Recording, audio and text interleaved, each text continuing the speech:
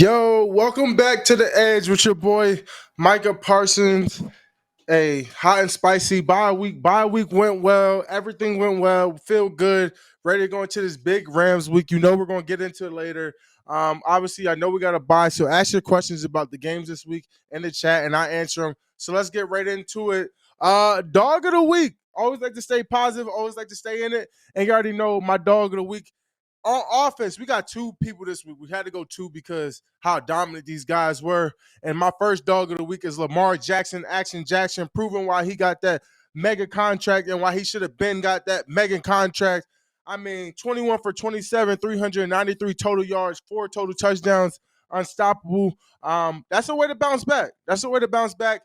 Proving the doubters wrong. Rough loss last week. People threw some shade on him, but that's how you kind of bounce back, show people why you are who you are, and I always love to see that. Let's listen to Lamar after his performance. We're doing what we're supposed to do. Like I always say, the sky's the limit for us, and we just showed a glimpse today, I believe. Lamar, you don't seem very happy after a performance like this. I believe when you're playing regular season games, you should be okay, with winning. I'm all right with winning, but still regular season, And we made strides for improvement from last week and early on in the season, I believe we did, but it's just one regular season game. That's why I'm not, pleased with the win, because we was trying to strive for every drive we were going to score, put points on the board, but we didn't because of that fumble. But it's pretty good. We got the win, so I'm satisfied. When we're doing what we're supposed to do, what we supposed. Hey, and I respect that 100%. Listen, guys, when you're trying to win a championship and you're trying to go places that other people aren't, this is all part about the journey, right? Not people talk about the journey, talk about this week, that week, and they look ahead. You just want to keep one foot in front of the other and talk about the journey and where you're going, where you want to go. Yes, that was a great win by the Ravens, but yes, they have so much more to do, have so much more accomplished. Keep polishing, keep getting better, and that's what it's all about. And that's what you want to see out of your leader, your quarterback. Lamar is still hungry for more, and that's what you love to see. So Rams fans, Ravens fans, y'all know what it is. Y'all got a lucky one. And continue to have the success. And he opened some doors, and he did some things that not many people thought he could do against that Lions defense, a team that was trying to go 5 wins in a row since back in the 19 far 20 plus years ago. So he did that against the Lions defense. What can you say what happened to the Lions defense? Well, you could say they went against Lamar Jackson. You look at around the league, guys like Lamar, guys like Patrick Mahomes, guys like Josh Allen, when they come into them big games, them big opportunities, they just show up. And that's what you expect out of your franchise quarterback, to show up. And when you show up, those are the results. Their capabilities are well beyond other quarterbacks in the league. Those athletic, tough quarterbacks that can get outside the pocket, extend plays, use their legs, they're always hard to guard. So that's what makes it tough. Nothing happens to the Lions defense. The Lions still have a great team. They still are well-rounded, playing great ball, but they went against a guy who's a top guy. They went to a tier guy, and that's what you expect out of your tier guy. So nothing happened. The Lions will continue to keep bouncing back, but and they're going to keep getting better, but they went against a head honcho and they just got bit, and it happens. That's the nature of football. Any given Sunday, you truly never know what's going to happen. You can't really control the outcome. And then when you just get beat the way they did, it's tough. It's adversity, but the Lions been here before. They're going to keep continuing to fight through adversity and keep bouncing back. I would say Golf. Golf obviously didn't play his best game, but the football he's been playing very good football. And I'm not going to take that away from him because he's had one bad week. It's any given Sunday in the NFL. You're playing against the best guys in the league. So let's not get this misconception that Golf is trash and things that other people like to say. No, Golf is very good. He's playing good football. He just had an off night. He had an off day. The Ravens were just more prepared. They out-schemed the Detroit Lions. And that's what you would expect out of a great team like the Ravens, who's trying to make a push for championship football. So congratulations to the Ravens. That was a huge win.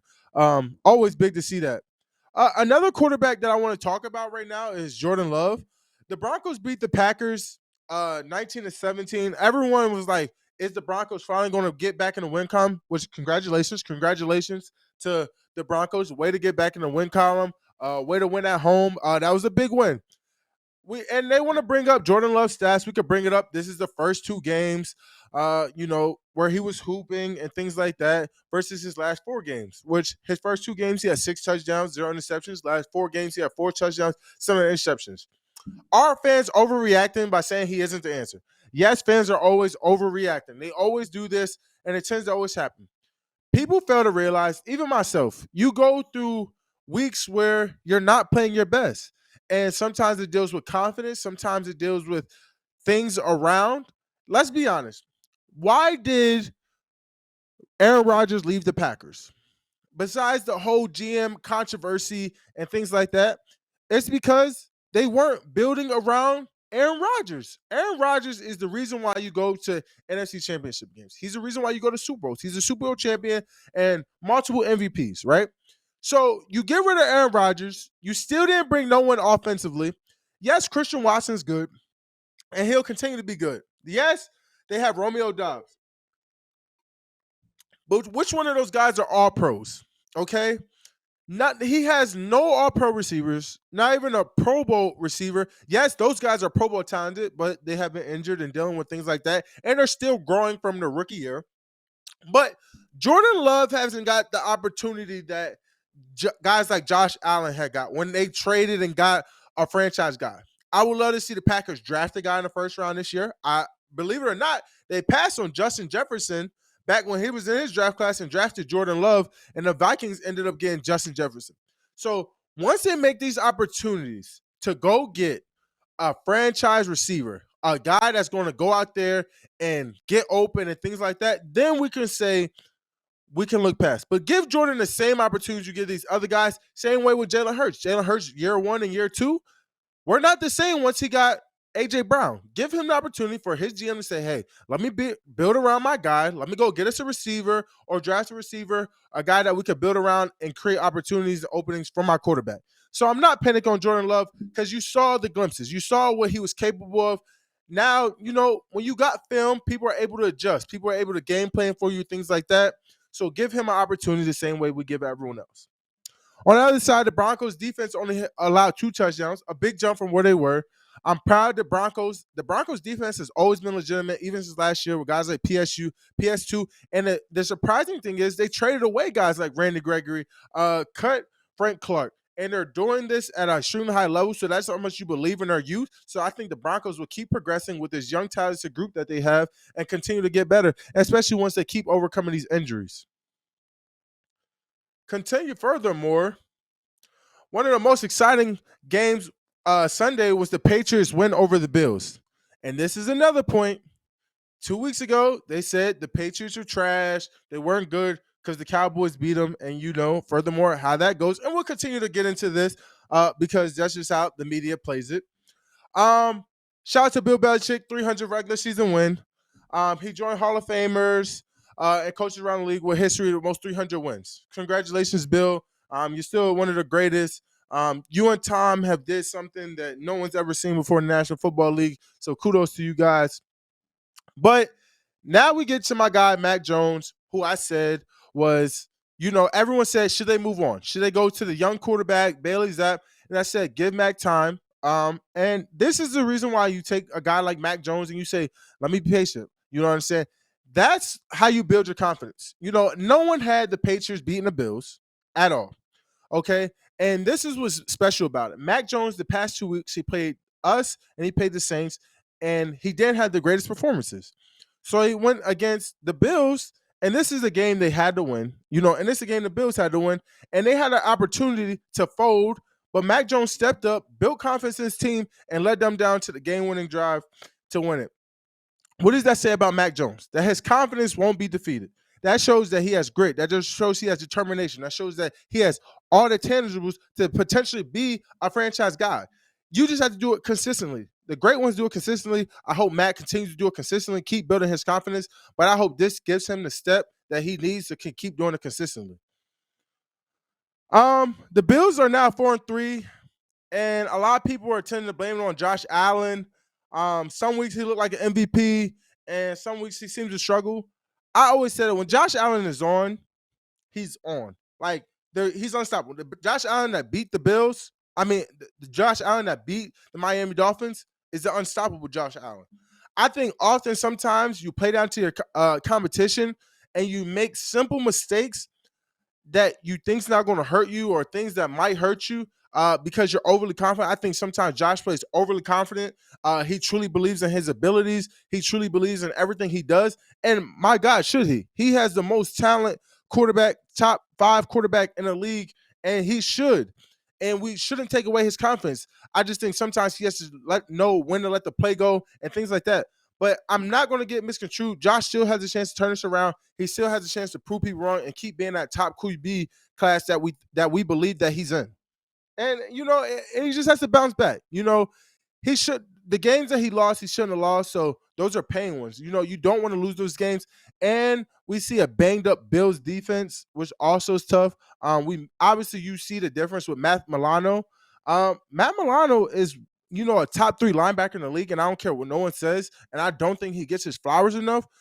So we can't wait to see him back out there. And that Bills defense needs him badly, and you see it since he's been gone. So that's also another factor. When you lose a captain, a guy like that, and trust me, we felt that when we lost Trayvon Diggs, who's the top 5 corner in my eyes, in my opinion, I swear up and down to this day. It hurts. It hurts, and you can't take that away. Another AFC East team that lost on Sunday night was the Dolphins. A.J. Brown continues wearing that number 11, continue to dominate, 10 receptions, 137 yards, and a touchdown. I mean, we expect that out of A.J. Brown. Definitely a top 10 receiver. Argue what you want. He could be, top 5, top 7, however you want. A.J. Brown's that dude. I'm not taking that. I know he a dog. He know what it is. And it'll be an exciting matchup next week, but we're focused on the Rams. Tua and Jalen show respect after the game. Tua is always a very good quarterback, but the guy we're going to talk about is Jalen Hurts, and I think Jalen played a good game. He's still progressing. He's still continuing to get better, and I think what you're going to get out of Jalen. He's going to make the pass. He's going he's going to keep getting better, and he's making the right decisions. I think a lot of people are getting down on him early in this year because of the turnovers and costly decisions he's made this year, but I think I think at this league, he has the same type of confidence that Josh Allen has. He believes my man is better than your man. And, I think Devontae Smith's better than half the corners in the league. And he's supposed to feel like. I think A.J. Brown is better than more than half the corners in the league. And he should feel that way. So sometimes when you throw it up and you say, hey, you just got beat my guy. And sometimes when they lose, that tends to happen. And there's nothing to be wrong about that. But Jalen Hurts is still playing good ball. They're still winning. They're 5-1. They have one of the best records in the league. And what can you take away from them? They're a good football team. They're a great football team. And it's always good to see, other players doing well and making inexcusable football. A lot of people is now questioning, though, the Dolphins' schedule. The rest of the reason why they're having such a good start is because their wins were the Chargers, the Patriots, the Broncos, the Giants, and the Panthers. I'm not questioning that because based off of football knowledge, the Bills, lost to the Patriots. The Patriots beat the Bills. It's football. It's about having your best day out there on the field.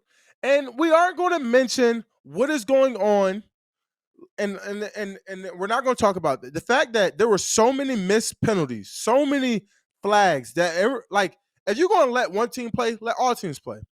The Miami Dolphins had 10 penalties last night. 10 penalties. Come on, man. And some of them calls were very blatant, very noticeable, and just bad calls. Okay. But call it both ways. If you're not gonna let them play, then you know what I'm saying? That's what I feel about it. And I've been seeing this trend around the league of more defensive penalties and less offensive penalties. And I get that. I think it's the mold that is trending around the league where these guys want to protect, right? Who brings the fans in, right? I know a lot of fans kind of love defense, but a lot of people love offense. They love Justin Jefferson. They love Tyreek Hill. They love Patrick Mahomes. And those are your idols. I think a lot of kids grow up wanting to be offensive guys. So, and who do you want to watch on Sundays, right? You want to watch Patrick Mahomes. You want to watch Josh Allen. So I'm thinking that the league is trying to protect these guys in an enormous manner instead of just letting playing football. The league is I think it's going downwards in a way of physicality, things that people love to see, people that made people excited to watch football. You're missing those big hits. You're missing the action, the thing that riles you up, the thing that makes you excited about the football games. And that sucks that these refs are taking away the game. I hate to see that Kareem Jackson just got suspended for making a good hit. That's how you put the fear into a man, right? When people talk about football, right? And not talking about this new class of football. We're talking about football where you could strike fear into a man. You could come and put it down on another man and say, "Here, I'm here, and you got to deal with this for 60 minutes," right? I just want that. We kind of miss that type of football, the type of football that people are missing. The fans are even calling out, these are bad calls.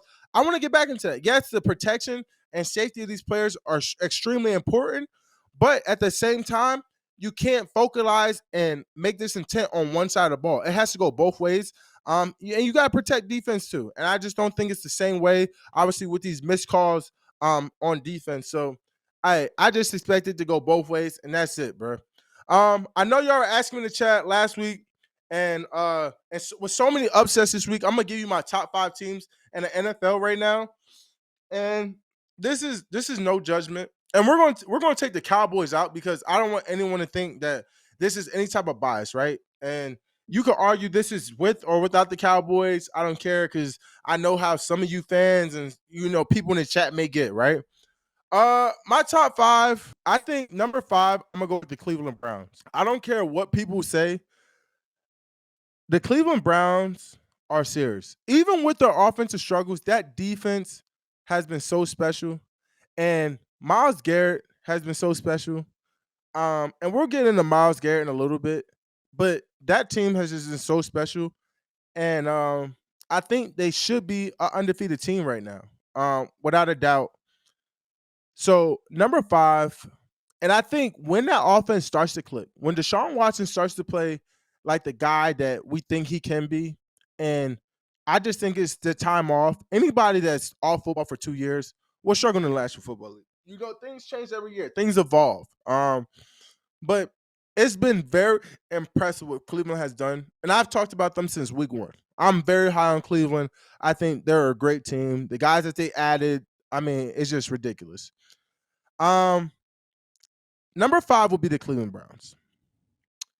I think number 4 is number 4, we're gonna go with the Baltimore Ravens.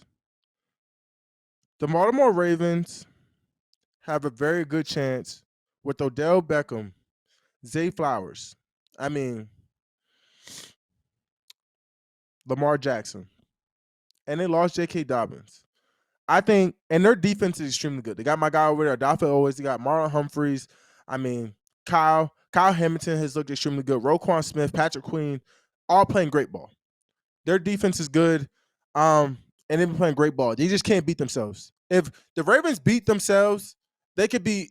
If they don't beat themselves, they could be a so much better team. Number 3, my number 3 team in the National Football League. Whew.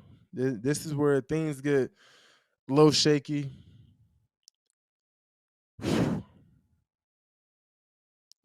Even though the record might not show it, I'm gonna still have to go with them. The record doesn't show it, but I'm gonna still have to go with them. And I'm gonna still go with the Miami Dolphins. I just think they're so explosive. They're playing good ball on defense, but they still don't have Jalen Ramsey. I think they had chances in the Eagles game to be very good. The game didn't go their way. The penalties really hurt them in crucial moments. But their record may not show it. Their losses were to teams that are playoff teams. They don't have bad losses, and the way they lost, they beat themselves. But I think they could have won that game. A lot of things went against them. They're still good.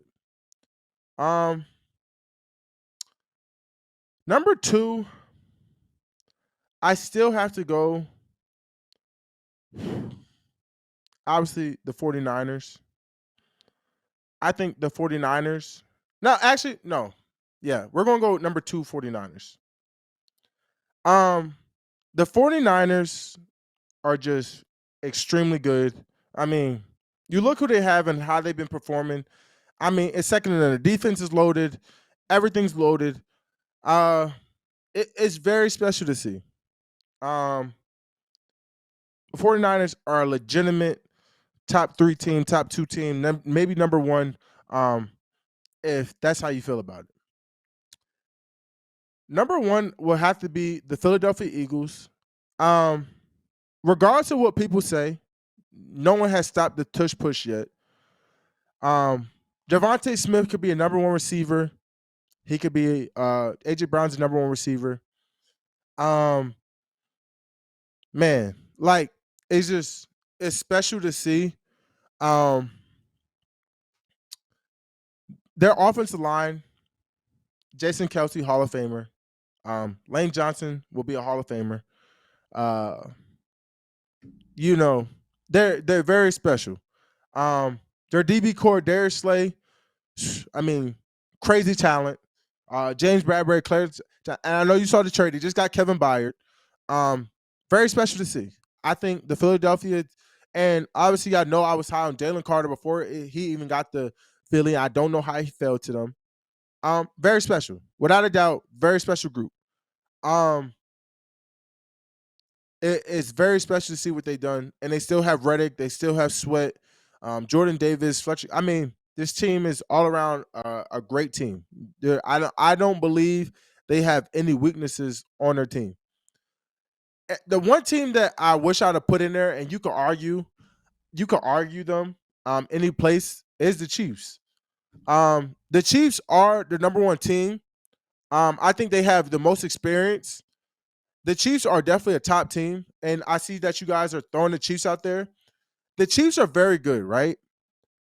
They're very well coached. I think the Chiefs are the most coached team in the National Football League. But the one thing, and I think that's what separated them in the Super Bowl, their experience, how well coached they are, their discipline. But if you look at what these teams have, I think all of these teams have the potential to be better than the Chiefs. All of those teams I named have way more talent than the Chiefs. They have more talent. But talent doesn't always beat experience. Experience and knowledge is the greatest gift you could ever have. I think if the Eagles had the Chiefs' experience and knowledge of the game, they would have won a Super Bowl. But the Chiefs won a Super Bowl because of Patrick Mahomes' experience, his knowledge, everything he brings to the game. He's a leader. But they don't have the same type of talent that these other teams have, and that's the only reason why. Yes, you have Patrick Mahomes, you have Travis Kelce. Very special to see. But I think Pacheco has been playing great as their running back this year. But who else in that offense do you truly fear, right? Who do you fear? Like when you play against the Eagles, you fear that Jalen Hurts is going to run. You fear that AJ Brown's a deep day. You fear Devontae Smith. You fear Dallas Goedert. You fear that O-line. I mean, DeAndre Swift. I mean, you have to respect. I think people come into the Chiefs and say, I know we have to respect Travis Kelce and Patrick Mahomes, and you almost make the game plan, them two will have to beat us. And Travis has been able to do that. Their defense plays great together. They play great together. They have Chris Jones. They have some young guys. But I don't think, and they play extremely well together, but I don't think they're more talented than these other teams. And that's just my top 5 teams, and those are my reasonings. You can argue, disagree, but that's just respect, and things like that. The players that I told you I talk about, so much. I mean, I have unbelievable amount of love and respect for this guy. I think he's one of the greatest players of our generation. And because Cleveland has been they haven't been great these past couple years, and they're just starting to peak. And I'm happy people are taking notice to him now, and that's my guy, Myles Garrett. I mean, he's my defensive dog of the week. I mean, 9 tackles, 2 sacks. He blocked the kick. I mean, is this why this guy does box? Like, I might have to train with this guy this offseason. Like, this is truly phenomenal. I do believe he's a defensive player of the year front runner. I always will say that defensive guys should be in MVP conversations. I hate that defensive guys aren't in MVP conversations, right? Because where championships really won. Championships are really won on defense. I don't care how many points you put up, because you look at the Chiefs and you look at the Eagles, they both put up 40 plus points. But it mattered who got the last stop, who created that turnover. Nick Bolton's turnover and score for the touchdown changed that whole game. Defense wins championships at the end of the day. I don't care who you play for, where it's at, defense wins championships. I think that we need to put more defensive guys in MVP conversations. And here's why.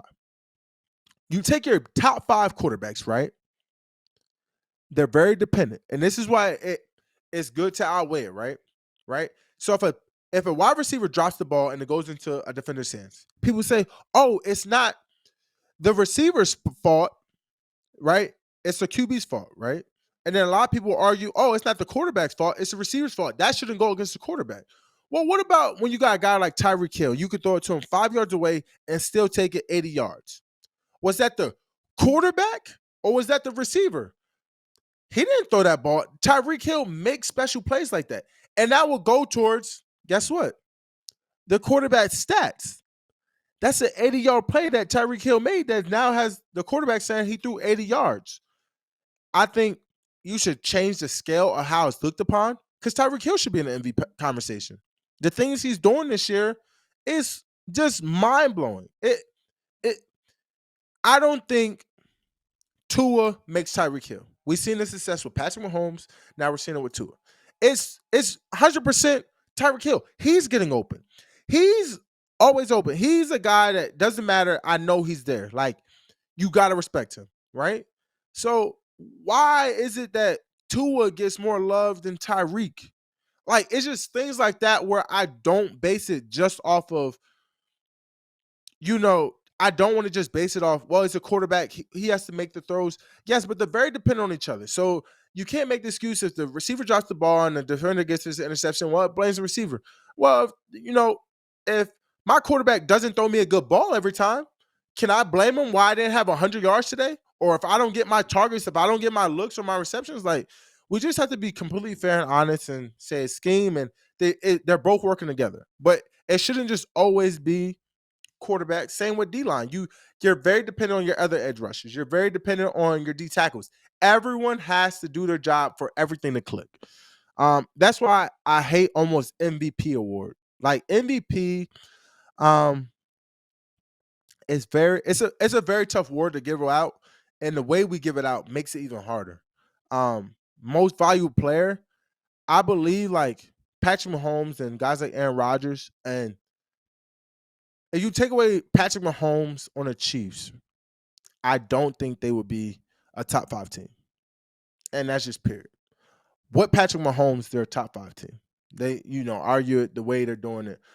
He's still doing it without Tyreek Hill, right?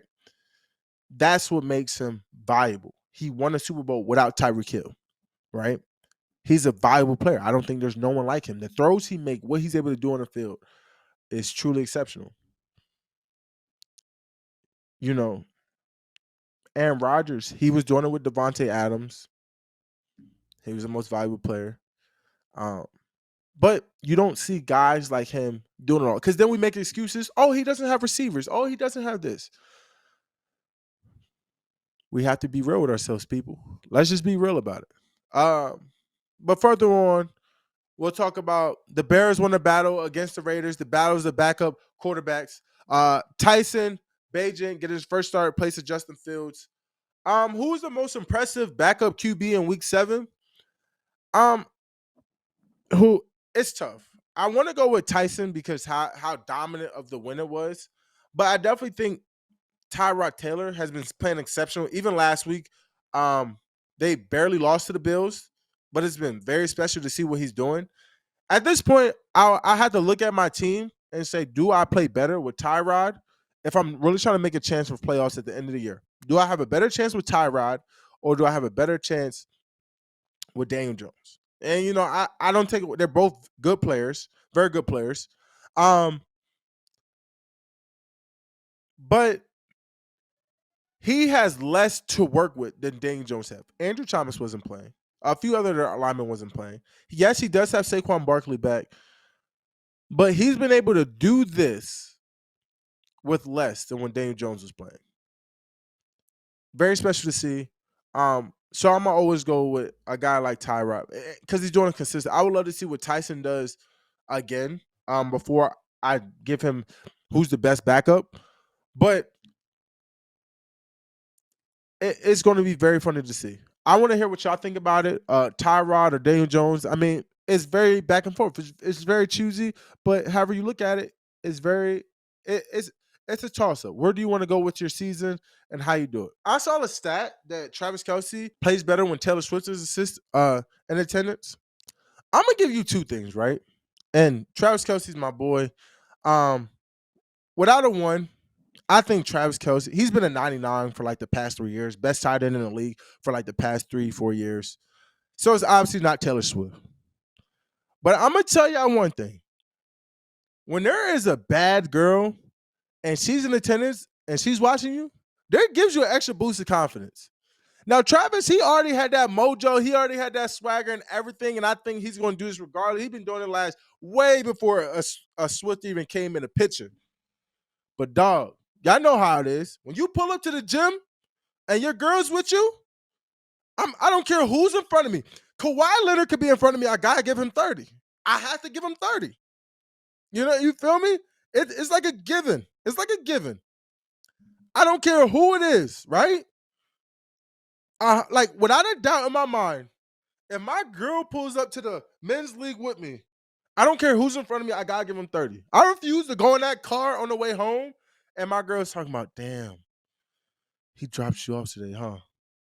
Nah, that's not happening. So you know what Kelce's doing. I know what's going on. It was like he was already doing it. So now it's like, yeah, I'm going to do it more now. Like it's a swagger, it's a confidence when that thing happens. Y'all know how I go. Come on now, Pete. And obviously, she was wearing a friendship bracelet with 87 on it. I think my friendship bracelet would have like 11 from heaven. Cause like I should be like your gift from like God almost. Like that's how like we're so far. Like I had to get on my ball game. Like I had to get on my ball game. Point blank period. I gotta give out my friendship bracelet. Um, you feel me? Like I'll have 11 from heaven, like or 11 lines. Something, I don't know. It has to be pretty cool and like catch at the same time. Not too much. Not too much. But I know y'all get the point. Um So obviously, y'all know we'll get into this. I heard you guys talk about my Nittany Lions.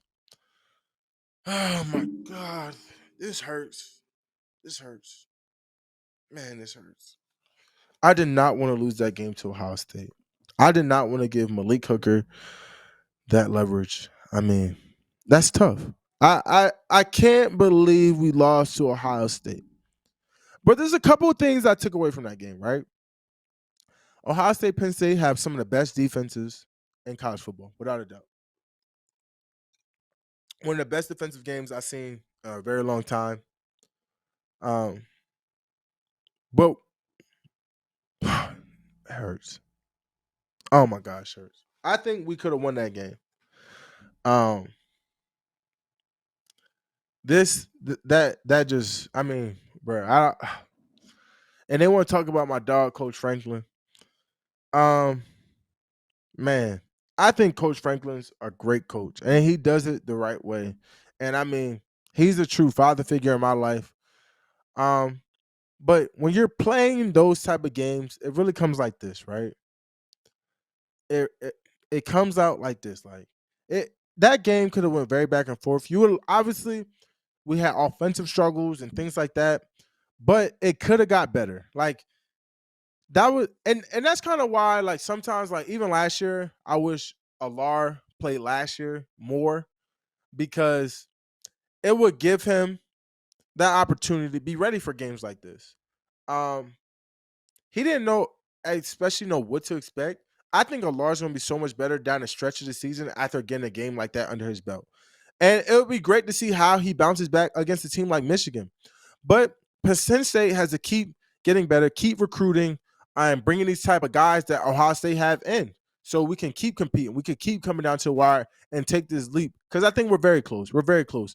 Penn State's winning without half the, recruiting classes Ohio State has had in the past 4 or 5 years. So it's coming. It's coming. And I'm going to keep believing, and it's always we are. Also, I've been very high on Caleb Williams, but USC just lost their second game in a row to Utah. And a lot of critics say he doesn't perform well against top opponents. And I just think that's BS, right? You look at that Utah USC game last year, and in that big game, conference game, I believe the Pac-12 championship, and he played very well. His defense can't get a stop.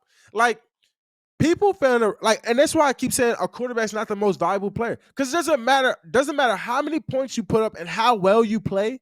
If your defense cannot get stops, if they cannot create turnovers, create opportunities, field position, all those things, it very well hurts your success. You hear people online saying he should just get ready for the NFL.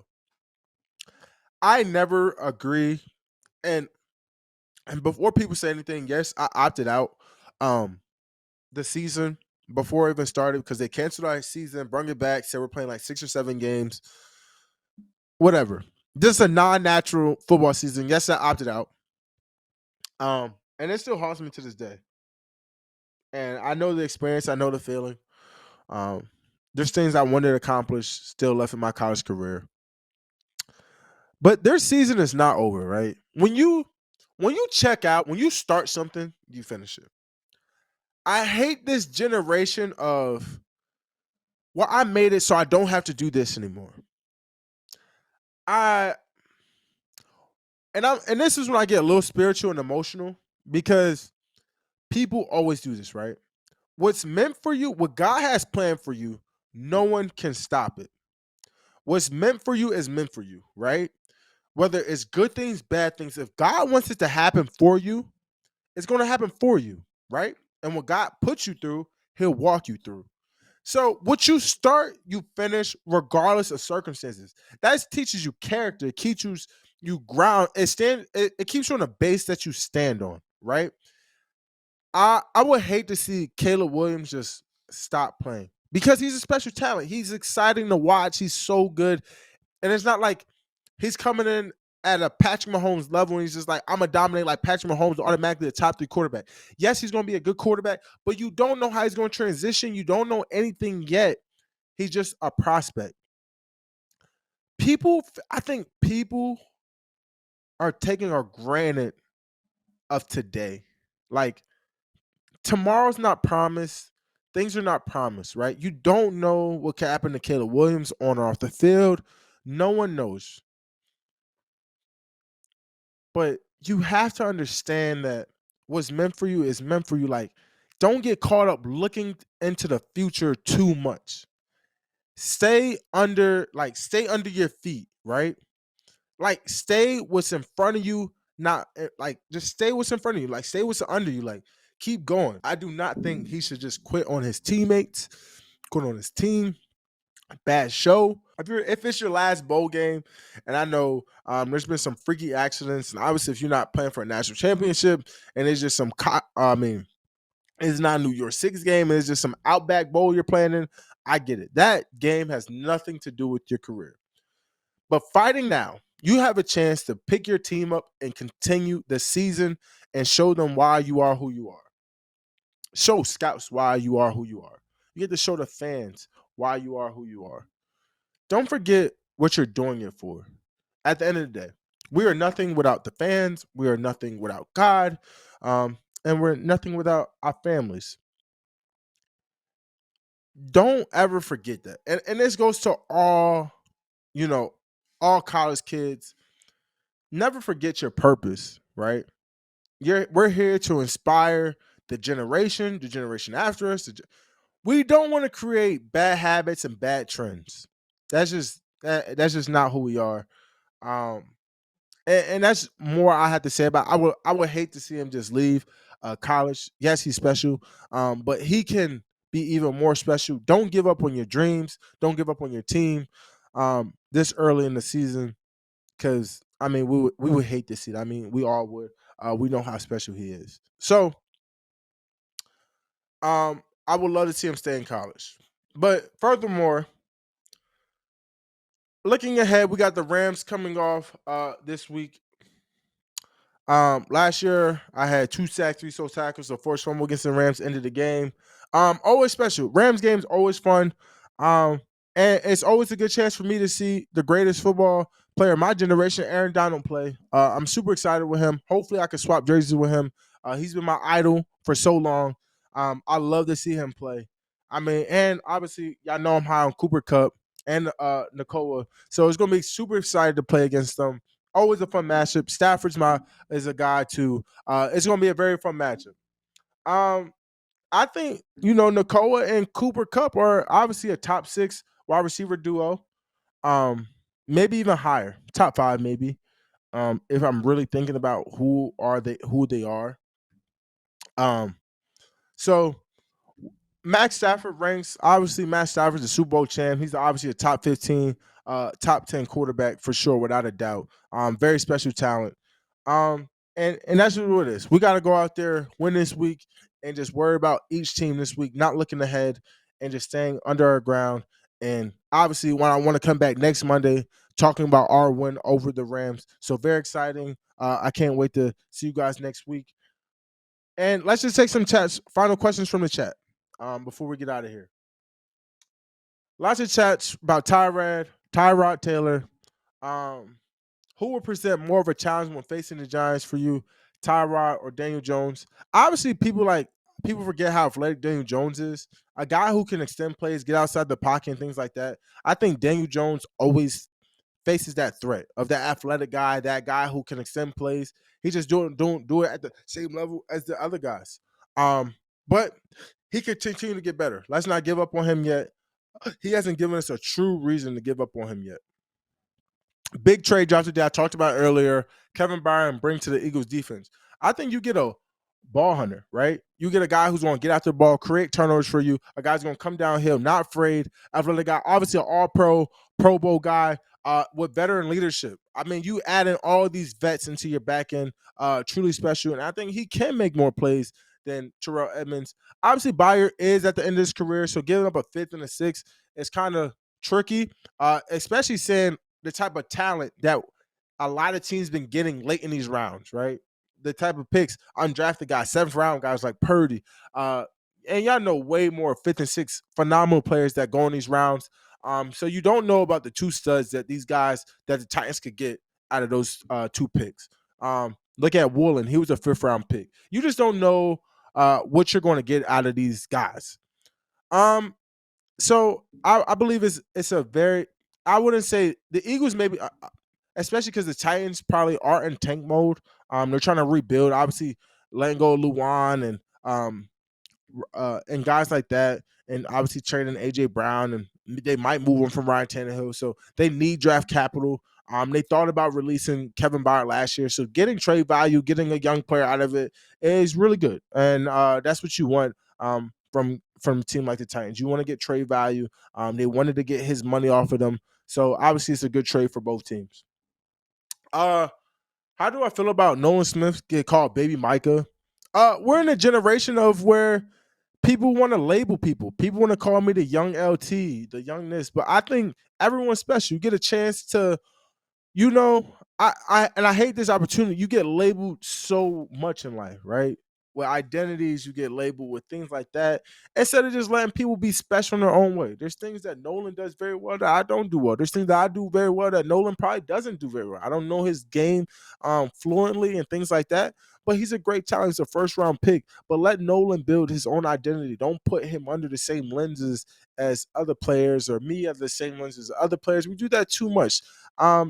Like the comparison is the thief of joy. Let Nolan enjoy his rookie year. Don't put these expectations on people and all these things that they don't need. Just let them stay in a moment. Let them live. Let them breathe. Let them build the identity of who they want to be. I created this identity of a lion, this ferocious lion, the hungry lion. Like that was me. I created that. Like y'all gave me a chance to do that. No one knew who I would become. Just like y'all don't know who Nolan would become. Let him create his identity. Let him create his mold, and let him play his best football. And that's what I'm praying for him, because Nolan's always been like a little brother to me. I mean, I tried to get Nolan to Penn State. I recruited him. I knew the type of talent he was, so I'm always very excited for him, obviously, and that's that. Um, how has who's my MVP right now? Ooh, I think the MVP race is very debatable. I don't think there's a clear standout for MVP right now. I give you guys like Myles Garrett. I give you guys like Tyreek Hill.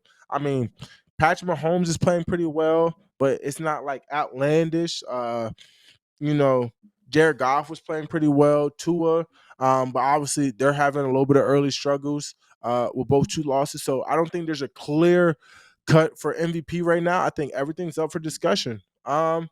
And last question is, how has Mike McCarthy changed the offense in the past few weeks to give CeeDee Lamb more opportunities? I think he has 7 receptions, but I do think if you look at AJ Brown, he had 10 receptions. I think CD is a 10 reception, 10 target guy, 12 targets, 13 targets. I think he's that special. He has a chance to be that type of guy. He just needs some opportunity. So I love that fact that Mike had him going in that direction. He's still building with him and still learning him, and things like that. So I love that. And last question is, would you ever want to be on the Cowboys, be on Hard Knocks, or the distraction? It's life. I don't think anything is a distraction. Some people may say my podcast is a distraction. Some things they say anything can be a distraction, but at the end of the day, it's you, right? You have to know what your limits are. You have to know what your capabilities are.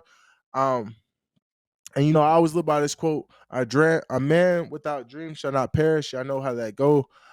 So y'all just know what it is. I don't think anything's a distraction. You let things become a distraction. Like women, you let women become a distraction for you, and that's the thing that defeats you.